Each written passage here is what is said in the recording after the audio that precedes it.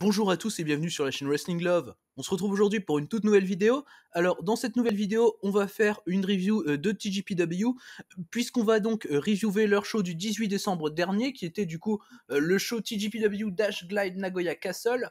Donc du coup c'est un show qui s'est déroulé à Nagoya évidemment, et qui était headliné par un singles match entre Miyu Yamashita et Yuki Arai, qui, à titre personnel, me hypait énormément, qui était donc pas pour le titre de Miyu Yamashita, évidemment, on était sur un non-title match, mais Yuki arrive cette année, donc son année de début dans le catch, elle a su montrer des choses ultra intéressantes, donc la voir comme ça en 1 contre 1 contre Miyu Yamashita, qui est vraisemblablement la catcheuse de l'année, en tout cas, côté Joshi, en tout cas, côté féminin, c'est sûr, après, masculin et féminin confondus, je ne pense pas, mais Miyu Yamashita contre Yuki Arai, évidemment, ça ne pouvait être qu'un match qui m'a hypé, et en soi, la carte dans son ensemble, bah, c'est une carte assez habituelle de TJPW, donc, évidemment, je trouvais ça très très sympa, notamment le Yuki Kamifuku contre Marika Kobashi qui m'avait fait bien, ou encore également le Makito contre Naoki Kakuta.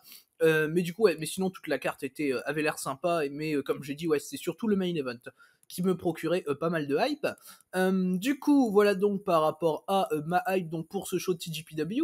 On va donc pouvoir commencer la review de ce show qui a commencé donc avec un 1 contre 1 qui opposait Suzume à Moka Miyamoto. Donc Suzume contre Moka Miyamoto, c'est un match qui a duré un peu plus de 7 minutes, qui a été assez logiquement remporté par Suzume, vu la différence de statut entre les deux, dans le sens où au final, Moka Miyamoto est encore un peu rookie, quoi. Enfin, elle a commencé, je crois, en août ou en juillet 2020, donc elle a juste un petit peu plus d'1 an d'expérience, elle gagne encore très peu, elle a eu que 2 victoires, je crois, dans sa carrière, Moka Miyamoto chez TJP, enfin 2 victoires directes, et du coup, bah, Suzume en face, franchement, c'est une fille que tu peux push assez facilement, qui est encore dans la mid-card, mais dont tu peux faire quelque chose d'intéressant, donc voilà, c'est logique qu'elle ait pris la victoire, le match était assez sympa, on a eu 7 minutes qui étaient vraiment cool, assez fluides, Moka Miyamoto a eu des beaux retours, elle a eu également de la bonne domination, dans ce match, elle s'est clairement pas laissée faire par Suzume, mais au final, oui, Suzume a gagné de manière plutôt logique et de manière clean, évidemment. Donc voilà, on avait un match qui était assez bien écrit sur toute la ligne, où il y avait rien d'hyper important non plus, parce que bah, Suzume et Moka Miyamoto, au final, elles ont pas spécialement grand chose à raconter. Mais voilà, moi personnellement, j'ai mis la note de 3,25. Voilà, pour moi, c'était ouais, un match au final assez basique, mais assez sympa en tant qu'opener. Et du coup, ouais, comme j'ai dit, victoire de Suzume assez logique. Donc voilà pour cet opener. On va du coup pouvoir passer au deuxième match de ce show TJPW. Alors, le deuxième match du show, c'était du coup un six-woman tag team match avec d'un côté Haruna Neko, Mairo Kiryu et Pom Harajuku, et de l'autre côté Hikari Noa, Raku et Alisu Endo. Le match dure un peu plus de 10 minutes, il a été remporté par Noa, Raku et Alisu Endo. Personnellement, le match, j'ai trouvé assez sympa, bien qu'un petit peu long. J'ai trouvé peut-être que le match était un petit peu trop long, 10 minutes pour un match undercard comme ça. Je sais pas, bah, ça m'a paru un petit peu long en tout cas, mais ça restait un bon match, évidemment, un match assez fun, où t'as des moments très très cool, comme par exemple le Sleeping Express qu'effectue Raku avec Harisu Endo et Hikari Noa. C'est un moment que j'ai trouvé assez sympa à titre personnel. Après, évidemment, oui, en soi, ouais, comme j'ai dit, un peu trop long, peut-être 2-3 minutes en moins, ça serait un peu mieux passé, mais ça reste un 3,25 pour ma part, parce qu'en soi, le match est vraiment très sympa à regarder. Les échanges entre Raku et Haruna Neko, évidemment, je trouve ça assez sympa personnellement, c'est assez fun. Bon, c'est pas parfait in ring, hein, évidemment, mais c'est assez fun à regarder. Et oui, le match en soi représente bien l'undercard de TJP en soi. Harisu Endo a également eu des moments assez sympas, tout comme Hikari Noa, qui a pu avoir de la domination assez cool, notamment sur Mairo Kiryu. Mais voilà, en tout cas, ouais, le match est au final, ouais, bah, c'est pas un match hyper important, mais c'est un match qui passe bien dans l'undercard, qui est assez sympa. Donc voilà, pour ma part, c'est 3,25. Voilà, c'est le match assez basique, mais toujours assez. Enfin voilà, je sais pas comment dire en français, mais c'est enjoyable. Genre vraiment, ouais, c'est vraiment sympa, quoi. C'est vraiment sympa à regarder. Et du coup, victoire d'Hikari Noa, Raku et Harisu Endo assez logique, avec Hikari Noa qui fait le tomber, si je dis pas de bêtises, sur Pom Harajuku, les deux ayant eu un échange assez sympa. Du coup, voilà par rapport à ce deuxième match de la carte. On va désormais donc passer au troisième des 6 matchs du show. Alors, le troisième des 6 matchs du show, c'était un nouveau singles match dans lequel Marika Kobashi affrontait Yuki Kamifuku. Le match a duré un peu plus d'1 minute, il a été remporté assez logiquement par Yuki Kamifuku, assez logiquement dans le sens où ça a été annoncé, Marika Kobashi, tout comme Nodoka Tenma, va prendre sa retraite d'ici le mois de mars prochain, je crois que c'est mars pour Tenma et avril pour Marika. Mais du coup, ouais, ce match entre Kamifuku et Kobashi, personnellement, c'est un match que j'ai trouvé assez fun. J'ai mis 3,25 là également, c'est un match assez basique, assez sympa à regarder. T'as au début du match un espèce de concours de rap entre Kamifuku et Kobashi qui est assez sympa. Enfin, moi personnellement, le truc, le spot m'a fait bien rire. T'as Kamifuku qui prend un micro, qui commence à rapper. Derrière, t'as Kobashi qui fait ça également. Enfin bref, moi personnellement, c'est un truc qui m'a fait pas mal marrer ce début de match. Puis derrière, tu as Kamifuku qui attaque Kobashi et là tu pars sur la partie catch qui était également assez sympa. Voilà, les deux ont eu des bons échanges, c'était assez fluide. Les deux ont une assez bonne alchimie, je trouve, dans le ring, qui a rendu le match plutôt sympa et plutôt vraiment agréable à regarder. Kobashi a eu ses moments, mais Kamifuku est revenu et a remporté son match avec son famous serve, voilà son finish. Donc voilà, c'était assez logique. J'ai expliqué la situation avec Marika Kobashi un peu plus tôt. Donc voilà, elle allait pas prendre une victoire comme ça sur Yuki Kamifuku. Kamifuku qui est toujours un élément, bon je dirais pas hyper important de TGP, mais un bon élément mid-card quoi de TGP, donc ça me paraissait plutôt logique de la faire gagner contre Marika Kobashi dans ce show TGPW Dash Glide Nagoya Castle. Du coup, voilà par rapport à ce match qui a du coup duré 1 minute, hein, qui était au final pas très long, mais bien sympa. On va désormais donc pouvoir passer au quatrième des 6 matchs de ce show.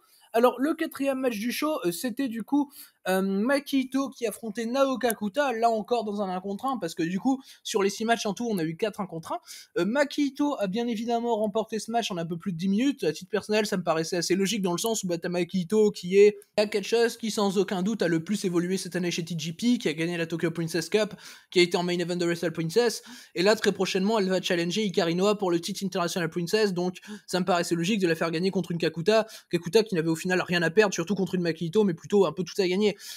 Du coup voilà, sa défaite me paraît logique à Naoka Kuta que j'apprécie de plus en plus à titre personnel chez TGP. Je trouve qu'elle est vraiment en train de changer au niveau du personnage, tout, et elle se rend un peu plus caractérielle, et personnellement j'aime bien le catch de Naoka Kuta. Donc oui, franchement, ça commence à bien fonctionner avec moi, là où je trouvais qu'elle allait pas du tout avec TGP il y a de ça même quelques mois au final. Et là, du coup, Makito et Naoka Kuta sont toutes les deux parvenues à produire un match vraiment intéressant dans lequel Naoka Kuta a eu ses moments de domination, dans lequel Makito a évidemment dominé la plupart du match, mais dans lequel Naoka Kuta s'est clairement pas laissé faire. Makito a des pourtours évidemment, elle remporte le match avec sa Clover Leaf, donc sa Ito Special. Donc voilà, moi j'ai trouvé ça plutôt bien fait. D'ailleurs, la fin est assez bien amenée. Ito a des bons moments, des headbutts assez cool. Naoka Kuta résiste, a des retours assez sympas.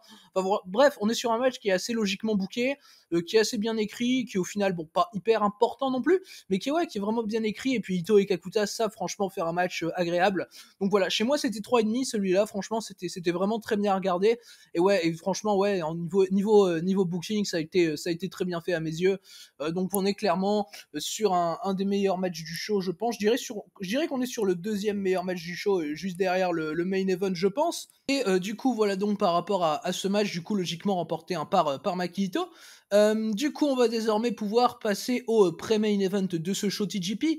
Alors, le pré-main event du show, c'était donc un 4-way Tornado Tag Team Match, dans lequel on avait très clairement les 4 plus grosses équipes de TGP, hormis Miyu Yamashita et Makito qui s'affrontaient, puisqu'on avait du coup Mizuki Yuka Sakazaki, les Magical Sugar Rabbits, les actuels champions Princess Tag, qui affrontaient les Bakuretsu Sisters, donc Nodoka Tenma et Yuki Aino, Miyu Watanabe et Rika Tatsumi, donc l'équipe Akushumu, mais également l'équipe d'Hyper Misao et de Shoko Nakajima. Alors, le match a duré un peu plus de 12 minutes, il a été remporté assez logiquement par les actuels champions tag, donc les Magical Sugar Rabbits. Alors, je dis assez logiquement, je sais que ça peut surprendre en soi que je dise logiquement dans un match comme ça qui a été remporté par les championnes, mais on sait que Mizuki va challenger Miyu Yamashita pour le show du 4 janvier, donc le prochain gros show de TGP, le show Tokyo Joshi Pro 22. Donc si Mizuki challenge Miyu Yamashita, forcément les titres Princess Tag ne seront pas défendus.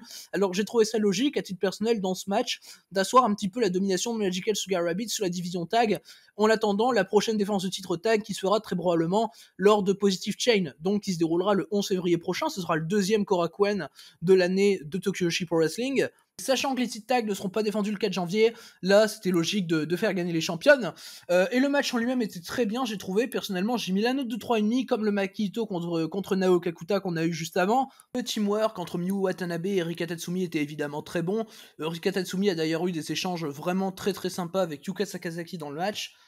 J'ai bien aimé également le taf Powerhouse des Bakuretsu Sisters, qui était bien sympa, même si le taf Powerhouse de Miyu Watanabe était évidemment meilleur, parce que Miyu Watanabe est juste incroyable, hein, de toute façon, à chaque fois qu'elle est dans un match, elle m'impressionne. Elle a eu le spot du Giant Swing, d'ailleurs, dans le match, je sais plus elle l'a fait sur qui, mais elle a eu un spot du Giant Swing qui était assez cool dans ce four-way tag, et au final, ouais, Mizuki et Yuka sont arrivés à prendre la victoire, avec Yuka Sakazaki, qui a remporté le match pour son équipe, en faisant, il me semble, le tomber sur Nodoka Tenma, ce que j'ai personnellement trouvé pas illogique, dans le sens où Tenma, comme Marika Kobashi, elle va bientôt quitter TGP, mais du coup elle a fait son finish. Je n'ai plus le nom de son finish, mais c'est pas son Magical Splash, c'est l'autre, mais j'ai plus le nom de son finish, désolé. Et du coup on a eu une victoire donc logique des Magical Sugar Rabbits, et du coup le fait que Yuka prenne la victoire et pas Mizuki, personnellement ça m'a pas dérangé, dans le sens où Mizuki elle a déjà battu Miyu Yamashita il y a pas longtemps, donc elle a déjà eu sa grosse victoire, donc voilà, donner la victoire à Yuka, elle a été plutôt équilibrée. Du coup, voilà donc par rapport à ce match, on va désormais pouvoir passer donc au fameux main event de ce show TGPW du 18 décembre. Du coup, le fameux main event, le match qui m'a hypé le plus évidemment du show, c'était Miyu Yamashita qui affrontait Yuki Arai, et du coup, dans un match d'un peu plus de 11 minutes, on a eu la victoire assez logique, hein, de Miyu Yamashita.